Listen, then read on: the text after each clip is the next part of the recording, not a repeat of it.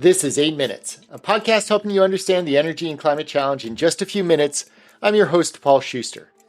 The Inflation Reduction Act was undoubtedly a hugely influential piece of climate legislation. Through a combination of tax incentives and competitive grants, the IRA is estimated to flow hundreds of billions of dollars into clean and renewable technologies. But it did something else as well.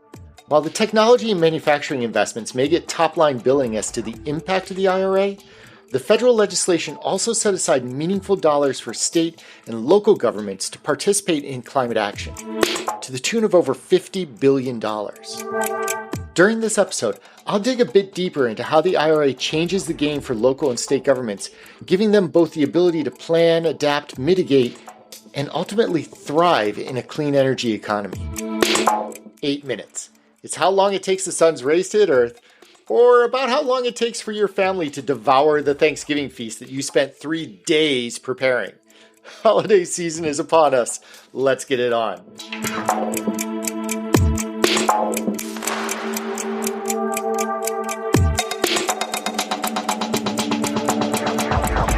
The IRA funneled a lot of money into climate technologies.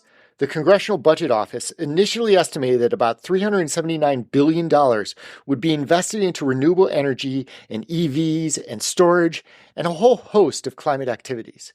But then, the IRA isn't as much of a grant-based program as its sister bill, the Infrastructure Investment and Jobs Act, was.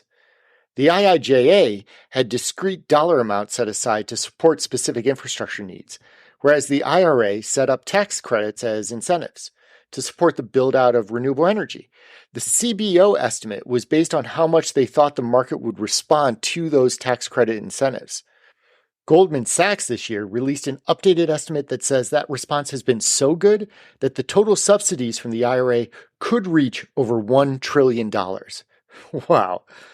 But the IRA was not just about renewable technologies. In fact, it even had an expansion of the Affordable Health Care Act buried inside it. And alongside the tax incentives and manufacturing grants that dominate a lot of the IRA climate news, was actually a lot of money designated towards municipalities and states in helping those governmental bodies action their own climate plans. In fact, the IRA allocates a little over $50 billion in competitive grants to state and local governments. And these support a wide range of activities. In energy-related grants, the IRA sends a little less than $10 billion to states to help develop rebate programs for energy efficiency and home electrification projects. $27 billion was allocated to a greenhouse gas reduction fund, which is likely to act like a giant green bank. It'll allocate competitive grants to support distributed technologies such as solar and other zero-emissions technologies, with a very concerted focus on supporting disadvantaged communities and nonprofits. $3-ish billion will go towards capacity building for community-led projects in disadvantaged or low-income communities. $6 billion towards improving local infrastructure such as transmission, water, or electrifying fleets of buses or garbage trucks. And $5 billion towards climate pollution reduction grants. These CPRG dollars will come in two ways. The first, helping each state and 125 of the country's largest municipalities develop actionable greenhouse gas reduction plans. And then, once those plans have been established, these state and local governments will compete for $4.7 billion in grants to actually implement their reduction measures. Look, $50 billion into local governments is a huge windfall. It's going to accelerate a lot of really great climate work at local schools, transportation authorities, city buildings, but it comes with its own challenges too. For one, most of the IRA funds headed to local governments is being distributed as competitive grants. That means that everyone's competing against each other with no clear guidance as to how the distribution of dollars is really going to work. I think the general assumption is that it will be somewhat fairly distributed amongst requesters, but poorly designed or implemented applications will not be doing themselves any favors in that process. More importantly, though, is the emphasis on disadvantaged and underserved communities.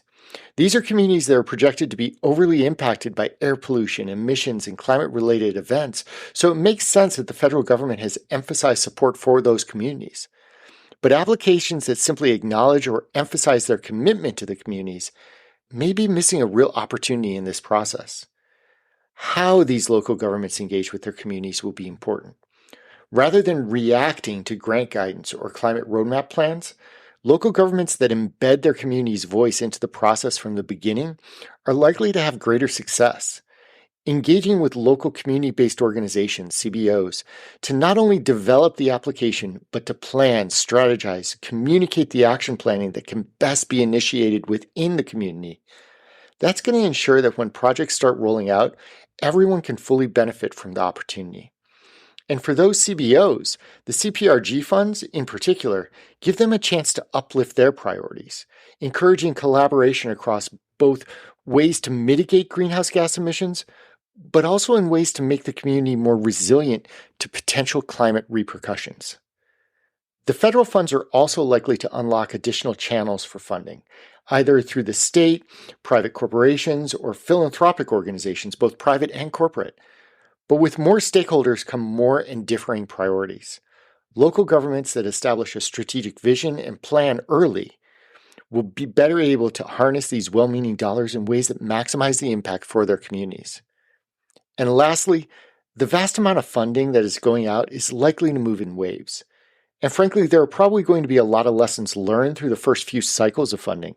Working across entities, sharing lessons learned, and successes achieved is going to be important, both to ensure that the next wave of funding is more effective, but also to help gain credibility and buy-in from all the stakeholders in the process, which may end up being the toughest challenge of integrating these IRA funds into local governments. The number and diversity of stakeholders is likely to bring many, many perspectives. Some municipalities are already banding together, such as under Council of Governments, in order to scale up and be eligible for federal funding, which is great, but comes with the added challenge of working across that many more disparate participants. Clear roles and responsibilities, crystallized strategy, over-communicative messaging, how stakeholder engagement is managed may likely separate successful and challenged entities. The IRA is an amazing opportunity for local governments to advance hard, needed climate solutions at a hyper-local level, but execution of these projects still come with risks. I'm Paul Schuster, and this has been your 8 Minutes.